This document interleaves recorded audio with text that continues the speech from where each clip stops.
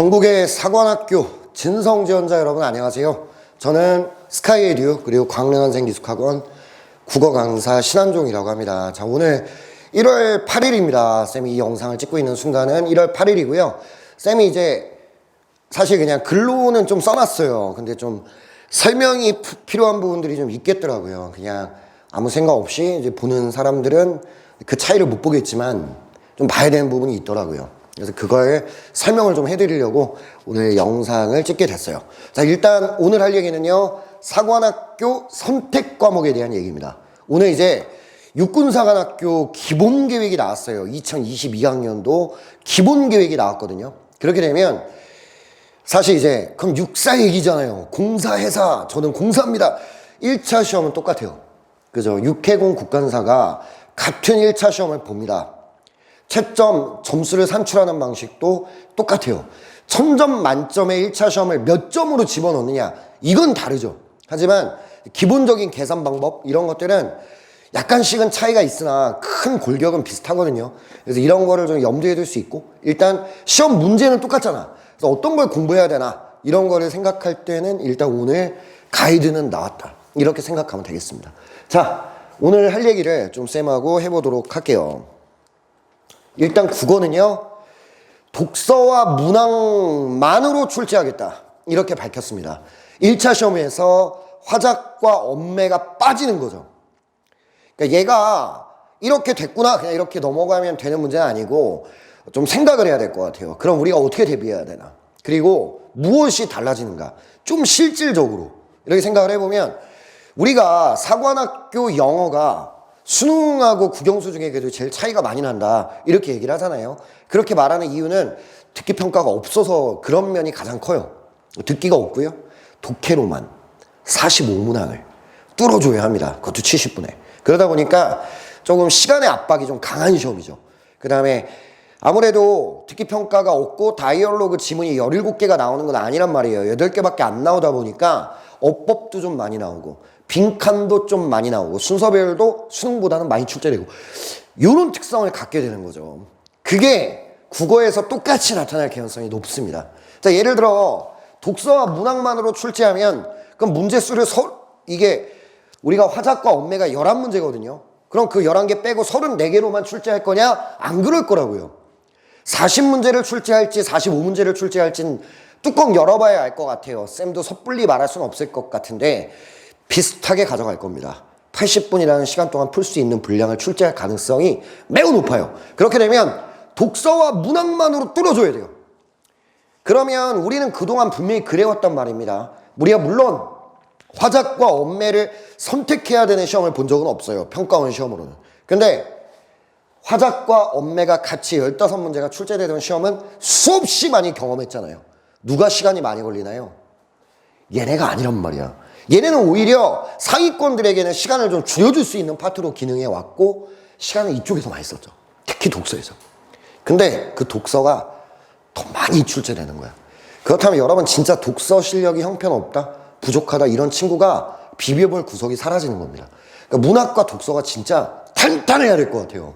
문학에서 시간을 줄여서 독서에 선물하자. 사관학교 시험은 이게 잘 안 되는 시험이잖아. 사관학교는 전통적으로 문학의 난이도가 수능보다는 높아왔습니다. 그죠? 오답률 1위가 문학이기도 하고, 이런 특성을 갖고 있는 시험이라는 걸 감안한다면, 여러분들이 정말 독서와 문학의 탄탄한 실력을 만들어줘야 될 것 같아요. 두 가지 측면에서 생각하면 될 것 같아. 첫 번째는 시간 압박이 커질 것이다. 80분이라는 시간 동안에 풀게 할지, 또 70분짜리 시험을 만들어낼지 뚜껑을 열어봐야겠으나 어느 쪽이든 간에 시간의 압박이 있을 것이다. 이게 우리에게 좀 힘듦을 만들어낼 거다. 이런 거를 좀 감안하고 독서 문학에서의 탄탄함을 추구해야 될 것 같고요. 또 하나가, 독서와 문학에서 약점은 없어야겠다. 어떤 걸로 만회한다. 사관학교 시험에서 1차 시험에서 국어는 80점대가 나오면 되고, 나는 비록 독서 과학기술을 좀 못하지만, 예를 들어 화작이나 언매 다 맞고 시간 세이브해서 이렇게 하면 움직이면 80점대 나오겠다. 안 될 수 있는 겁니다, 내년에. 그래서 과학기술 지문 2지문 나오면 어떻게 할 겁니까? 이런 거거든요. 그러니까 변수가 참 많아졌고요. 국어, 문학과 독서에서의 탄탄함이 되게 중요합니다. 정말 탄탄한 기출분석 제대로 공부하셔야 될 것 같아. 이게 일단 이번 1차 시험에서 국어 선택 과목이 생겼다는 것의 특징이다. 이거를 여러분이 좀 생각해 줘야 해요. 문학과 독서를 정말 탄탄하게 공부하고 들어간다. 그 다음에 이런 것도 좀 안 좋아진 거예요. 사실은 우리가 사관학교가 우선 선발만 있었던 게 아니잖아요. 정시 선발, 그러니까 육사로 따지면 종합 선발이 있잖아. 수능까지 반영되는 그 부분이 있단 말이에요. 우선 선발 경쟁률은 3대 1에서 5대 1까지 나옵니다. 근데 그거 떨어지면 수능까지 합산해서 최종 합격자를 결정하잖아요. 그때 탐구 공부를 1차 끝나고 하겠다라고 대부분 학생들이 미뤄와요. 1차에 붙었어요. 2차 대비해야 됩니다. 체력 면접. 여기에 막 올인해요. 탐구도 못해요. 수능 직전에 가서 막 해요. 4등급. 종합선발에서 떨어지는 거죠. 이런 현상들이 많았는데 이 부분이 그렇게 돼버릴까봐 좀 우려는 됩니다. 그래서 여러분들이 그래도 좀 어떤 국어라는 과목의 영향력을 인정하신다면 사실 독서와 문학의 뼈대를 두고 공부를 하되 화작을 선택을 하든 업무를 선택하든 거기에 대한 감은 좀 유지하고 있어야 될 것 같다. 이런 것도 생각을 해봐야 되는 부분입니다. 1차 이후로 다 밀어놓기에는 좀 부담스럽다. 어느 정도 감은 좀 익혀놔야 된다. 이 정도가 될 것 같고요. 두 번째는 수학의 선택 과목도 이렇게 결정이 났어요.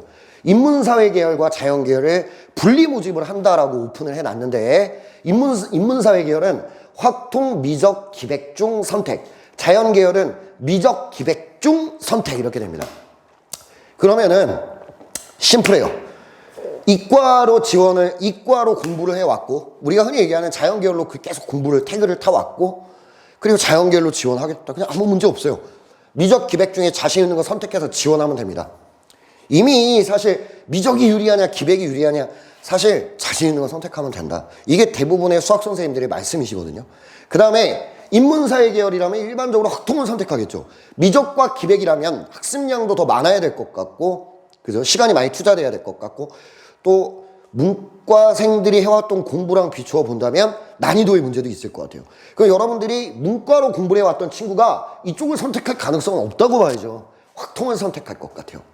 근데 문제는 이제 이과는 좀 이걸로 제한을 했으니까 확통 선택자가 이과로 지원할 수는 없는 거예요. 그런데 미적이나 기백을 선택해서 과탐 테크를 탈 학생들이 지원만 문과로 지원을 해버릴 수 있는 거죠.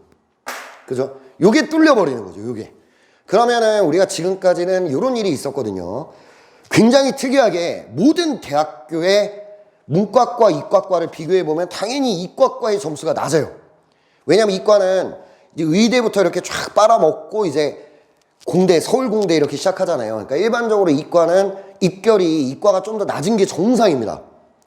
뭔 말인지 알겠죠? 그런데 사관학교만 이게 반대였어요. 문과 컷이 이과 컷보다 10점 정도 낮았거든요. 물론 이제 사관학교 자체의 표준 점수 산출 방식을 적용하기 때문에 원점수로 말할 수는 없지만 그래도 굳이 얘기하자면 대충 원점수로 10점 정도 문과가 더 낮았습니다. 똑같은 점수의 이과 친구는 떨어지는 현상이 생겼던 거죠. 근데 이과 친구가 문과로 돌려서 지원을 하는 길이 열려버린 겁니다. 옛날에는 왜 못 돌렸어요? 옛날에도 돌릴 수 있는 거잖아. 가형에서 나형으로. 그러나 그때는 수능에서 문과로 갈아타면 사탐을 응시해야 됩니다. 그러다 보니까 사탐 공부를 새로 하는 게 부담스러운 거죠. 과탐해 왔는데 그런 부담감 때문에 그냥 이과로 지원을 하고 만약에 떨어졌을 때 뭐 이런 문제도 있을 것 같고 이 정도가 좀 있었던 거죠. 근데 이제는 바꿀 거 아무것도 없이 옛날에는 가형에서 나형으로 갈아타고 과탐에서 사탐으로 갈아타야 인문계열로 지원할 수 있었거든요. 근데 이제는 그냥 나는 미적이랑 과탐할 건데 지원만 문과로 해볼까 이렇게 되는 거죠. 왜냐면 문과가 컷이 낮았다는 걸 역이용해 보겠다 라고 하는 친구들이 생겨날 수 있을 가능성이 있다. 이 정도를 생각을 해볼 수가 있어요. 근데 그게 첫 해잖아요. 모든 게 암흑입니다. 사실 이렇게 돼요. 우리가 이제 쌤도 이런 입시 지도까지 국어 선생이지만 입시 지도까지 해야 되다 보니까 이런 것들 공부를 좀 해보면 이런 현상들이 있습니다. 기하라고 해야겠죠. 확통. 세 개의 수학 선택 과목이 있는 거죠. 그런데 수1과 수2는 공통이에요. 작년까지는 문과, 이과 똑같이 공통 과목이 있다 하더라도 시험 문제가 달랐어요. 시험 문제가 달랐다고. 난이도 조절해가지고 이과한테는 어렵게 되고 문과한테는 쉽게 냈습니다. 똑같은 유형의 문제가 점수 배점이 다르기도 하고. 이런 어떤 따로 봐야 되는 거예요. 따로. 그러니까 수원, 수2도 문과 따로, 이과 따로였다고 봐야 돼요. 공통 과목도 문과 따로, 이과 따로였다. 작년까지는. 근데 올해 공통 과목은 수원과 수2인데 이 문제가 똑같단 말이에요. 문이과가 문제가 똑같이 나와요. 그건 따라가겠죠, 아마. 사관학교도. 이렇게 됐을 때는 여기서 문이과 실력차가 극명하게 드러날 수 있다는 거죠. 그래서 우리 일반적으로 수학 선생님들께서 이제 내년도 수능 수학을 분석을 하실 때 하는 말씀이 결국에 난이도가 높은 문제는 수원, 수2에서 변별할 것이다. 그렇다면 지금까지 이과, 문과 어렵게 공부한 친구와 어렵게 공부하지 않은 친구의 변별력이 여기서 나는 게 아니라 여기서 날 가능성이 높다. 이 얘기를 하시는 거거든요. 수원, 수2가 어렵게 정말 문과 수준에서 뚫기 정말 어려운 수준의 문제까지도 출제가 된다는 얘기입니다. 작년까지 안 그랬는데. 이런 문제들이 생기거든요. 이렇게 되면 문과가 여기서 많이 불리해지겠죠. 그때 역으로 치고 들어온다면 사실 이과 친구가 인문사회 계열로 합격을 해버릴 가능성, 이런 것들이 있다는 뜻이라고 이해를 해주면 돼요. 이럴 수 있다. 그죠? 그래서 우리가 이 난이도 차, 여기서의 점수가 다를 거 아닙니까? 이게 난이도로 변별력을 분명하게 확보하겠다는 거야. 킬러 제대로 내고. 이렇게 했을 때 킬러를 막칠 확률은 미적 공부한 애가 더 높을 거고 기하 공부한 애가 더 높을 거란 겁니다. 확통 공부한 애보다는. 어떤 말인지 알겠습니까? 이런 느낌으로 출제가 됐을 때 수능은 이렇게 해요. 그래서 미적 선택자의 수원, 수2 평균 점수, 기하를 선택한 사람들의 수원, 수2 평균 점수, 확통을 선택한 사람의 수원, 수2 평균 점수, 이걸 보정 작업을 해줘요. 이 점수, 이것까지 합쳐질 때 점수에 보정을 해준단 말이에요. 그러니까 만약에 미적을 선택한 아이들의 수원, 수2, 이건 공통 문제니까 평균 점수가 가장 높았다. 그럼 미적을 얘네보다 좀 못 봐도요, 이게 보정이 되는 거야. 무슨 말인지 알겠습니까? 그렇게 수능은 하거든요.